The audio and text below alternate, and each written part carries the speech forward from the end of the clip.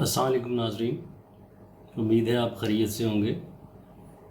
एक पिछली वीडियो में मैंने आपको बताया था कि अमेज़ॉन के ऊपर प्रोडक्ट ऐड करते हुए दो ऑप्शंस अवेलेबल होती हैं।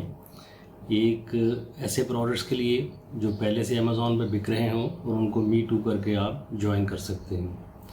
दूसरे वो प्रोडक्ट जो अमेज़ॉन पे पहले से नहीं बिक रहे और आप प्राइवेट लेबल के तहत उनको इंपोर्ट करके ऐड करेंगे। तो आज मैं इसी दूसरे तरीके के बारे में आपको बताऊंगा कि किस तरीके से आप वो प्रोडक्ट ऐड करेंगे जो अमेज़ॉन पे पहले से नहीं बिक रहा। तो आइए बढ़ते हैं अपने सेलर सेंट्रल की तरफ।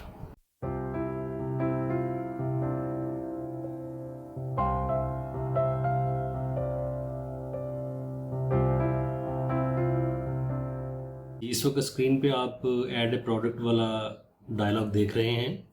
यहाँ पे आप क्लिक करेंगे I am adding A product not sold on Amazon. तो ये मेरे सामने नेक्स्ट पेज खुल गया है और इसमें सबसे पहले लेफ़्ट वाला जो टैब है प्रोडक्ट आइडेंटिटी, वो हमने फिल करना है।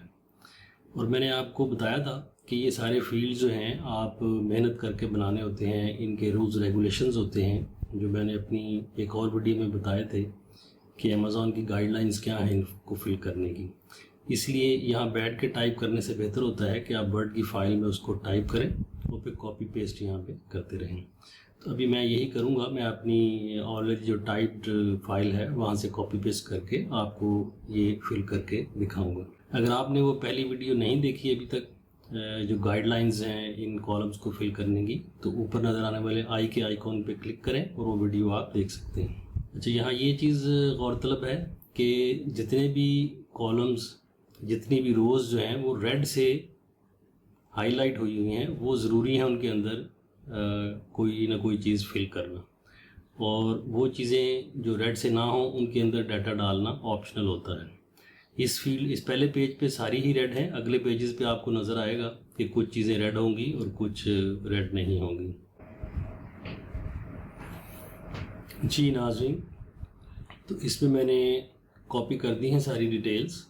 आइटम का नाम है car sun visor vanity mirror with LED light, और ब्रांड नेम मैंने सेलेक्ट किया है कि this product does not have a brand name.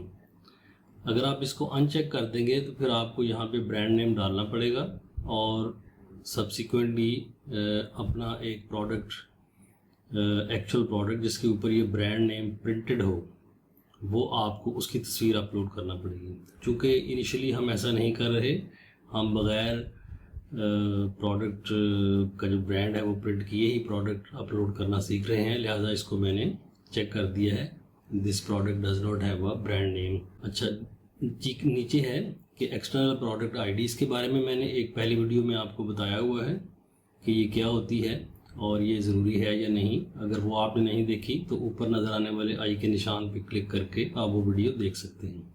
अभी हम लिखेंगे I do not have a product ID और इसको हमने चेक कर दिया, और यहाँ पे आपने नेक्स्ट वाले टैब में आ जाना है, वाइटल इन्फो वाले में। जी, वाइटल इन्फो में ये प्रोडक्ट डिस्क्रिप्शन वाला टैब सबसे पहले है, और आपको याद होगा इसके काफ़ी सारे रूल्स थे और लंबी सारी एक स्टेटमेंट आपने इसमें टाइप करनी है। जो ये वो टाइटल है जो कस्टमर को नज़र आता है ऊपर बोल्ड में लिखा हुआ। उसके बाद है बुलेट पॉइंट्स हैं, इसमें ऐड करते करते 5 हम ऐड करेंगे। मॉडल नंबर कोई है तो लिख दें, नहीं है तो नील कर दें। अच्छा, इसमें लेफ़्ट साइड पे ये भी गौर करें कि ये जो एट्रीब्यूट्स हैं ये रिक्वायर्ड पे चेक करेंगे तो जो मिनिमम रिक्वायर्ड हैं रेड वाले सारे वो नज़र आएंगे। अगर रिकमेंडेड पे कर देंगे तो देयर में भी सम एडिशनल, ये देखिए इस पेज पे एडिशनल कोई नहीं है, लेकिन बाज़ पेजेस पे जब ये रिकमेंडेड पे करें तो कुछ एडिशनल फील्ड्स भी नज़र आ जाते हैं, और अगर ऑल एट्रीब्यूट्स पे करें तो फिर काफ़ी ज़्यादा नज़र आ जाते हैं एडिशनल। तो बेहतर ये है कि रिकमेंडेड पे कर दें और जो कंपल्सरी हैं उनमें फिर आप इन्फॉर्मेशन डालते जाएं, और जो एडिशनल हैं उनकी इन्फॉर्मेशन हो तो डाल दें, ना हो तो आप उसको छोड़ दें। तो मैं इसको रिकमेंडेड पे कर देता हूँ।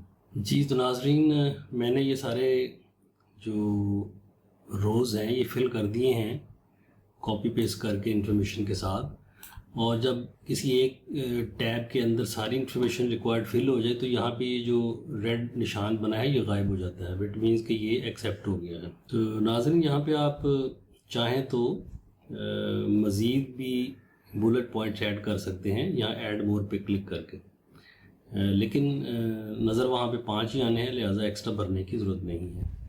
और ये मॉडल नंबर, बाज़ ऐसी चीज़ें आप बेचते हैं जिनमें मुख्तलिफ मॉडल्स भी होते हैं। फॉर एग्ज़ाम्पल फ़ोन आप बेच रहे हैं, उसका मॉडल होगा, ठीक है, तो वो वहाँ पे लिख देंगे। यहाँ चूँकि नहीं है तो मैंने कार मिरर ही लिख दिया है। लिखना ज़रूरी इसलिए था क्योंकि ये रेड से इंडिकेट हुआ होता। मॉडल का नेम क्या है, वो भी कार मिरर। मैन्युफैक्चरर, यहाँ पे आपको याद होगा पिछले लेक्चर में गाइडलाइंस में बताया था कि अगर आप प्राइवेट लेबल के तहत चीज़ ला रहे हैं तो आप अपना नाम भी मैन्युफैक्चरर की जगह पे लिख रहे हैं, क्योंकि ये आप खुद अपने लिए पर्सनली मैन्युफैक्चर करवा रहे हैं।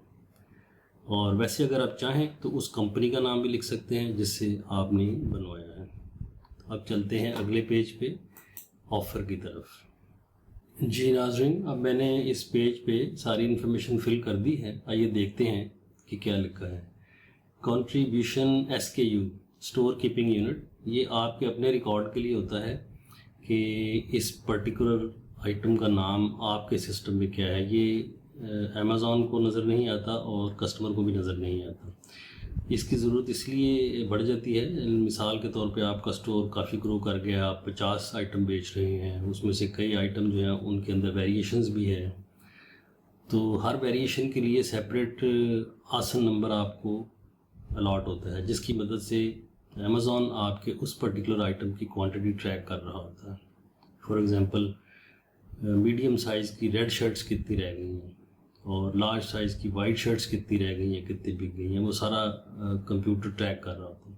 तो आपके अपने रिकॉर्ड के लिए भी जब आप डैशबोर्ड पे जाके देखते हैं तो SKU से आप सर्च कर लेते हैं। ये SKU नंबर्स जब आपका स्टोर ग्रो कर जाए तो आपने लिखे होते हैं अपने पास, तो देखना हो कि फ़लाँ वाली जो शर्ट्स हैं वो कितनी रह गई हैं, तो आप वो SKU टाइप करेंगे तो ठक करके उसका डेटा सामने आ जाए। तो फ़िलहाल मैंने सिंपल सा ही लिख दिया है, car mirror white for example. तो मेरे पास जो कि 2 कलर्स के मिरर्स हैं, तो एक के साथ मैं वाइट लिखूँगा, एक के साथ ब्लैक लिख दूँगा। अच्छा जी, प्राइस इसकी आ गई है $25। ऑफरिंग कंडीशन न्यू, और फुलफिलमेंट चैनल मैंने सेलेक्ट कर लिया अमेज़ॉन। अब अगले पेज पे चलते हैं, प्रोडक्ट डिटेल्स वाले पे। जी नाजरीन, तो मैंने ये प्रोडक्ट डिटेल सारी इसमें भर दी हैं। अभी देखते हैं कि हमने इसमें क्या क्या भरा है। स्पेशल फीचर्स, ये मैंने लिखा है बिल्ट इन लाइट बल्ब है इसके अंदर, car fit, can fit on any size, visor suitable for car, SUV and truck, rechargeable battery. Material क्या है इसका, glass, acrylonitrile, butadiene, styrene, ABS। ये इस तरह की टेक्निकल डिटेल आपको मैन्युफैक्चरर जो आप डिटेल्स देता है प्रोडक्ट की, तो वो सारी उसने शामिल की होती हैं, क्योंकि उनको पता है कि अमेज़ॉन पे लिस्टिंग के लिए ये सारी डिटेल्स चाहिए होती हैं। नंबर ऑफ़ आइटम्स, उसे एक पैकिंग के अंदर कितने होंगे, एक होगा।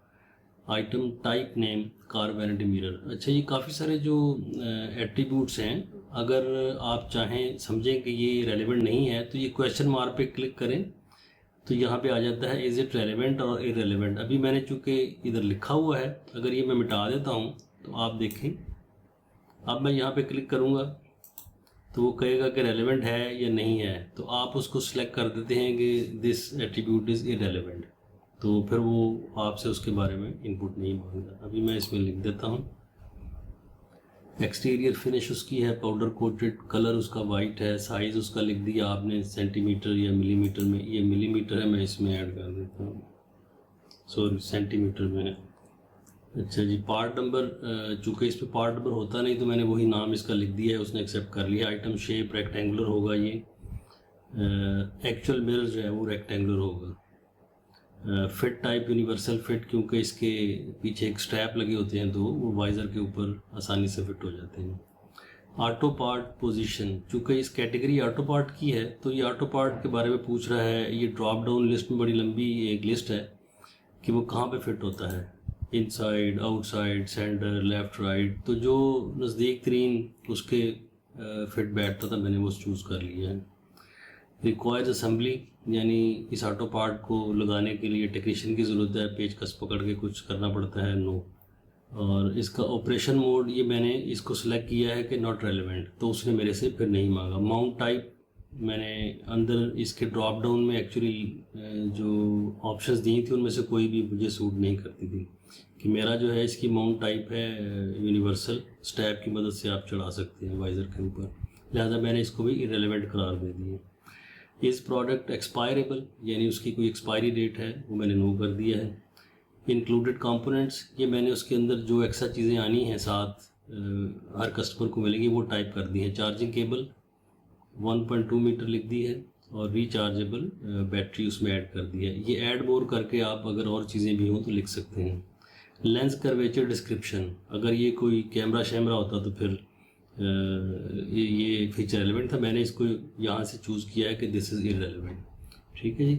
اب ہم اگلے پیج پہ چلتے ہیں ویریشنز کے اوپر. چونکہ پیچھے میں نے ویریشنز کہیں تھی کہ 2 کلر ویریشنز ہیں، تو پھر یہاں پہ جو ہیں وہ مجھے سلیکٹ کرنی ہوں گی. اگر وہاں پہ ویریشن نو کر دیتا تو اس میں ان پٹ پھر کوئی نہیں آنی تھی اس پیج کے اوپر. ابھی میں اس کو ایک سائز کی ویریشن ہے، آئٹم شیپ کی ویریشن ہے، number of items, material wise variation ہے. ہماری ویریشن جو ہے نا وہ کلر کی ہے تو سٹائل میں آ جاتی ہے. اس کو ہم کلک کریں گے تو اب وہ پوچھے گا کہ سٹائل پہلا کیا ہے، تو میں اس پہ ایک لکھ دوں گا وائٹ کلر. اب اس کو ایڈ کروں گا تو دوسرا پوچھے گا، وہ میں کر دوں گا بلیک کلر.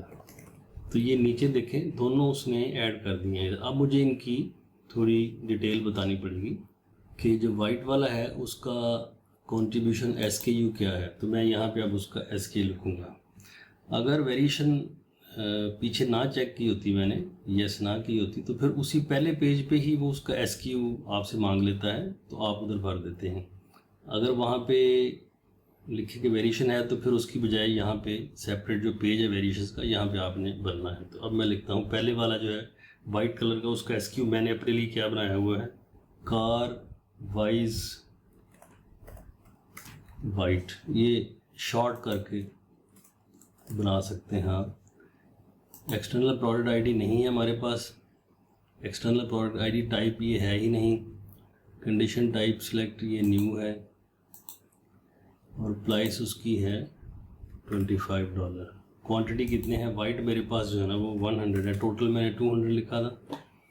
اور بلیک کلر میں SKU میں دوں گا کار وائزر BLACK اور کنڈیشن اس کی بھی نیو ہے اور یہ بھی $25 کا ہوگا. اگر کلر وائز کوئی پرائس ویریشن ہو تو آپ یہاں لکھ سکتے ہیں اور اس کی بھی کوانٹٹی 100 ہے. تو اس طریقے سے جناب یہ آپ کا ویریشن کا فیلڈ بھر گیا. اب وہ اوور آل جو ہے نا وہ کوانٹٹی اور وہ لکھنا ہے، پرائس 25 اور کوانٹٹی کتنی ہے 200 ہے. ٹھیک ہے جی. اب یہ یہاں سے ٹک مارک غائب ہو گیا. اب ہم آگے چلتے ہیں کہ سیفٹی اینڈ کمپلائنس کے اوپر کیا کیا ڈیٹا فل کرنا ہے. جی کنٹری آف اوریجن ہم چائنا سلیکٹ کر لیتے ہیں. وارنٹی جو بھی ہو وہ آپ لکھ سکتے ہیں، 30 days 1 year وارنٹی ودن 3 months، تو یہ ہم چوز کر لیتے ہیں. اگر نہ ہو تو آپ نیل بھی لکھ سکتے ہیں.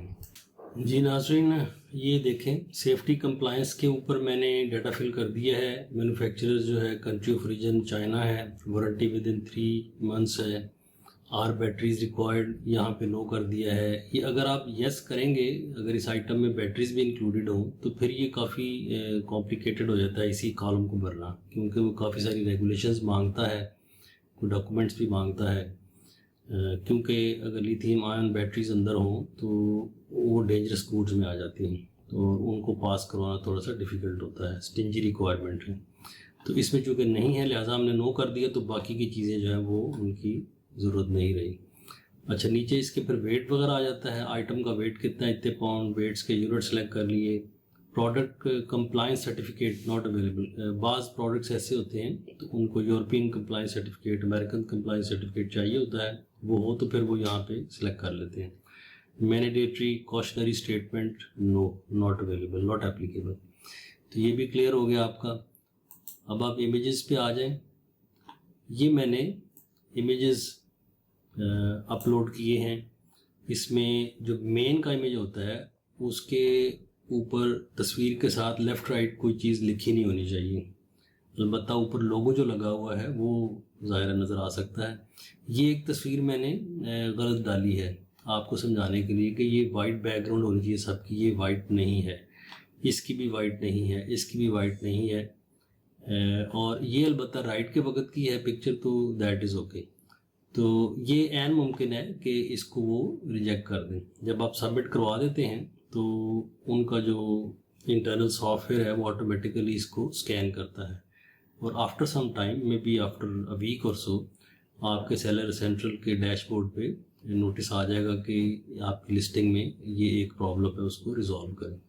وہ آپ کر دیں گے تو اچھی بات ہے, آپ کا فائدہ ہے, کیونکہ اگر لسٹنگ اسٹینڈرڈ کے مطابق ہوگی تو آپ کے ہٹ زیادہ ملیں گے آپ کو سرچ میں, اور اگر نہیں ہوگی تو وہ نقصان ہوگا. بہرحال وہ آپ کی لسٹنگ چلتی رہتی ہے, وہ مشورہ دیتے ہیں کہ اس کو امپروو کریں.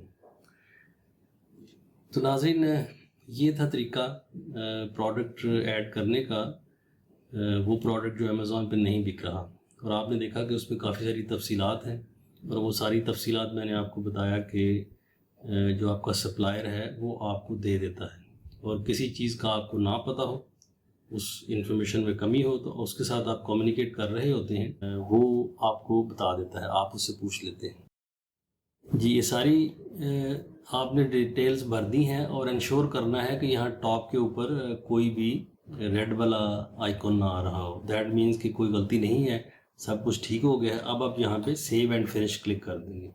جی تو نیکسٹ اسکرین پہ یہ میسیج آ گیا ہے, your listing is being created, this process may take up to 30 minutes, please check back and change your listing to fulfilled by Amazon at that time.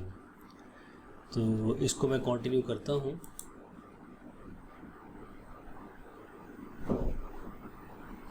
تو یہ دیکھیں جناب, یہ ٹاپ کے اوپر ہمارا جو آئٹم ہے یہ ابھی پہنچ گیا ہے, یہ لسٹ ہو گیا ہے. کار سن wiser vanity mirror with LED light, اور آج کی ڈیٹ میں یہ کریٹ ہوا ہے, اور اس کو ایڈٹ کرنا چاہیں فردر تو یہاں سے کر سکتے ہیں. اور چونکہ ابھی یہ امیزون پہ پہنچا نہیں ہے اور امیزون اس کو چیک بھی کر رہا ہے, تو وہ جلدی دوبارہ جب آئیں گے تو اس کی رپورٹ دے گا کہ اس میں کوئی ایرر ہے کہ نہیں. یہ جہاں پہ ویریشن ہو تو جو ایرو بنا ہوتا ہے اس کو کلک کریں تو آپ کو اس کی ویریشن نظر آ جاتی ہے. اور یہ دیکھیں یہاں پہ بتا رہا ہے کہ بلیک کلر والا بھی آؤٹ آف اسٹاک ہے, اور in active out of stock. In active ہونے کا مطلب یہ ہوتا ہے کہ یہ لسٹنگ تو بنی ہوئی ہے لیکن کسٹمرز کو نظر نہیں آئے گی وہاں پہ, کیونکہ ابھی تک اسٹاک امیزون کے پاس نہیں پہنچا. تو ناظرین آپ نے دیکھا کہ جو ڈیٹیلز یہاں چاہیے تھی وہ ساری کی ساری آپ کو مینوفیکچرر پرووائڈ کر دیتا ہے.